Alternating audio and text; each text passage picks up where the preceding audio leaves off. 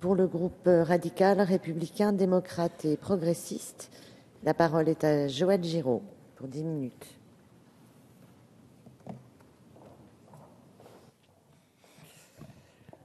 Madame la présidente, monsieur le ministre, monsieur le rapporteur, madame la rapporteure pour avis, chers collègues, même si l'on peut regretter l'inscription de ce projet de loi à l'ordre du jour de cette fin de session extraordinaire, il s'inscrit toutefois dans la logique de celle du projet de loi portant réforme du droit d'asile, projet de loi qui a définitivement été adopté mercredi dernier, ce dont le groupe de RDP se félicite puisqu'il l'a amendé, soutenu et voté. En effet, il s'agissait par l'examen quasi simultané des deux textes de bien séparer ce qui relève du droit des demandeurs d'asile de ce qui concerne le droit des étrangers candidats à l'immigration familiale, économique, étudiante ou médicale. Je ne suis pas persuadé que cette volonté de pédagogie parlementaire ait abouti, puisque les deux assemblées ne sont pas parvenues à un accord en commission mixte paritaire à propos du projet de loi sur l'asile. Mais nous en sommes là. Il nous appartient maintenant d'examiner le projet de loi relatif aux droits des étrangers en France. Gageons qu'un accord pourra se former entre les deux chambres sur ce texte. Si nous avons dû nous saisir de manière quelque peu précipitée de ce texte, il nous a été loisible de bien prendre connaissance depuis 1 an de son étude d'impact, éclairant à plus d'un titre, une fois n'est pas coutume. L'étude d'impact annexée au projet de loi nous révèle que ce texte se situe dans une certaine continuité par rapport à la législation existante, en particulier la loi du 24 juillet 2006 relative à l'immigration et l'intégration, la loi du 20 novembre 2007 relative à la maîtrise de l'immigration, à l'intégration et à l'asile, la loi du 4 août 2008 relative à la modernisation de l'économie et la loi du 16 juin 2011 relative à l'immigration, à l'intégration et à la nationalité.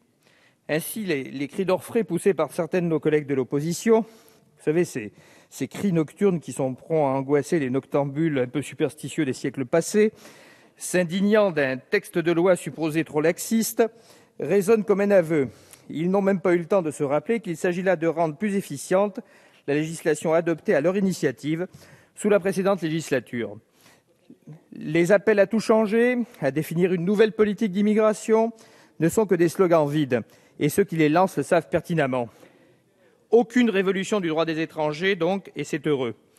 Le présent projet de loi, classiquement pourrait-on dire, entend renforcer le statut des étrangers séjournant légalement sur notre territoire et corrélativement rendre les contrôles plus efficaces pour mieux lutter contre l'immigration irrégulière. Il répond à ce double objectif, qui est d'améliorer notre système d'accueil et d'intégration des arrivants, mais également de renforcer la lutte contre la fraude et l'immigration irrégulière. Les dispositions qu'il comporte vont donc dans le sens d'un bon équilibre entre l'accueil et la sécurité. En effet, le sujet de l'immigration est souvent une source de tension, les étrangers arrivant en France faisant l'objet d'une stigmatisation latente. Or, il ne faut pas oublier que la France a été la première à profiter de cette immigration, sans parler de l'atout culturel que représente une telle diversité. Être une terre d'immigration, c'est être une nation ouverte sur le monde.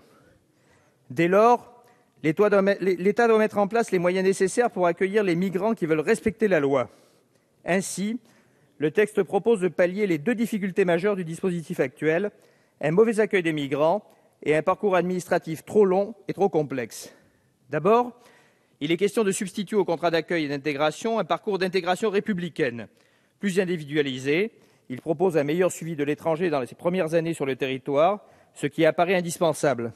En effet, c'est dès les premiers temps que l'étranger doit mettre en œuvre, avec l'aide de l'État, les efforts nécessaires à la construction de base pour une installation durable. Ce parcours personnalisé met notamment l'accent sur 2 points. D'une part, l'apprentissage de la langue en accompagnant les migrants vers le niveau A1 dans un délai d'1 an sur le territoire et vers le niveau A2 au bout de 5 ans de résidence. Ces niveaux correspondent à des normes européennes et ne présentent a priori pas de difficultés notables. D'autre part, il est prévu une formation sur les devoirs et les droits de la République et une orientation des migrants vers les services de droit commun.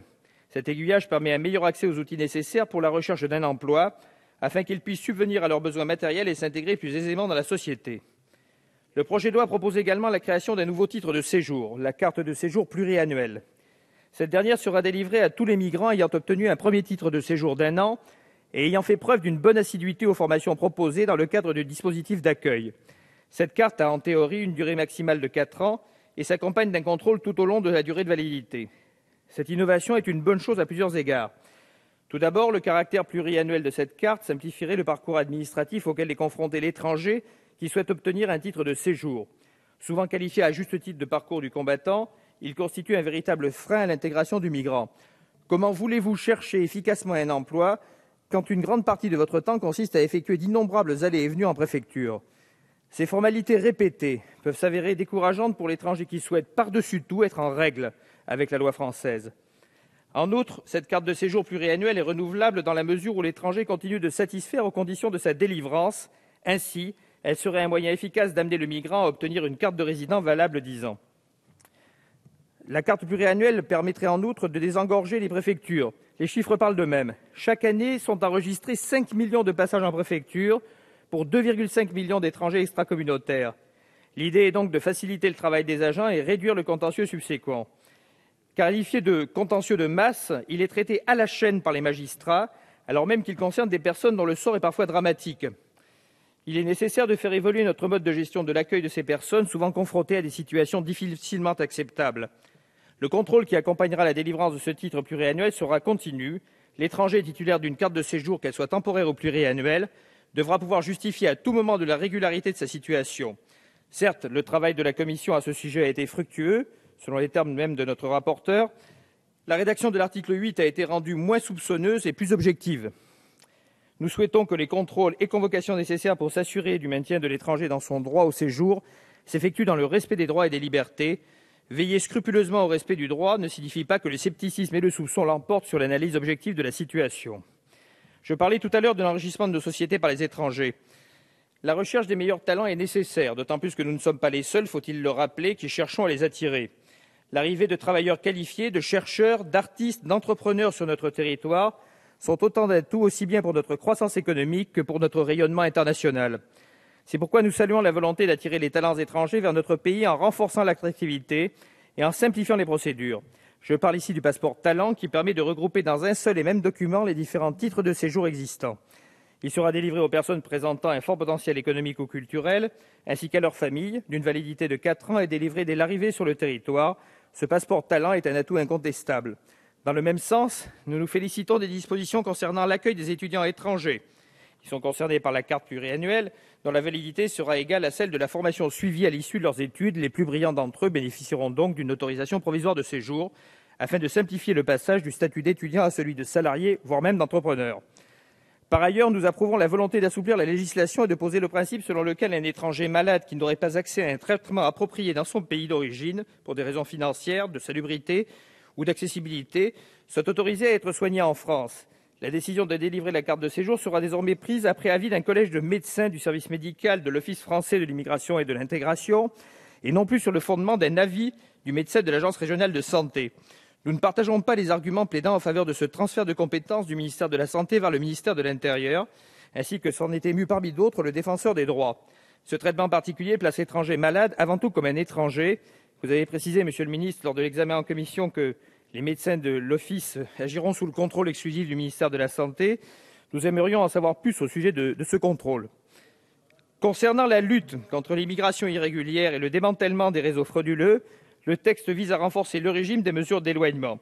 Il tend à limiter le recours à la rétention administrative, méthode la plus communément utilisée en France pour la préparation de l'éloignement contraint, pour lui préférer l'assignation à résidence. C'est une intention louable, puisque l'assignation est exclusive de toute contrainte physique, alors même qu'elle constitue un dispositif de surveillance. Le placement en rétention est principalement motivé par la difficulté d'assurer effectivement la préparation de l'éloignement du territoire dans le cadre de l'assignation à résidence si la personne ne collabore pas pleinement. Le texte précise donc logiquement que le placement en rétention est conditionné par l'insuffisance des garanties de représentation effective propres à prévenir le risque de soustraire à l'obligation de quitter le territoire français. Il ne s'agit aucunement, comme on a pu le lire dans un quotidien du matin, ce qui a été repris à l'instant d'ailleurs dans la motion de rejet, de faire plaisir aux passeurs ou aux trafiquants. Il s'agit de rendre le cadre juridique plus adéquat et de s'assurer que l'autorité administrative pourra effectivement exécuter les mesures qu'elle aura décidées, en écho à l'objectif d'efficacité posé par la directive Retour, sur laquelle le texte revient. Les textes européens prévoient que les étrangers soumis à des mesures d'éloignement fassent également l'objet d'une interdiction de retour sur le territoire, et cette règle n'est appliquée en France que de façon exceptionnelle. Le texte vise à rectifier cette erreur pour permettre aux préfectures de gagner en efficacité en leur évitant de délivrer une obligation de quitter le territoire français chaque fois qu'un étranger se soustrait à une mesure d'éloignement. Nous soutenons cet effort de transposition, ébauche d'une réponse européenne commune aux questions migratoires, seule solution viable à la crise migratoire connue par l'Europe. Ainsi, pour toutes ces raisons, vous l'aurez compris, le groupe des radicaux républicains, démocrates et progressistes votera en faveur de ce texte. Merci.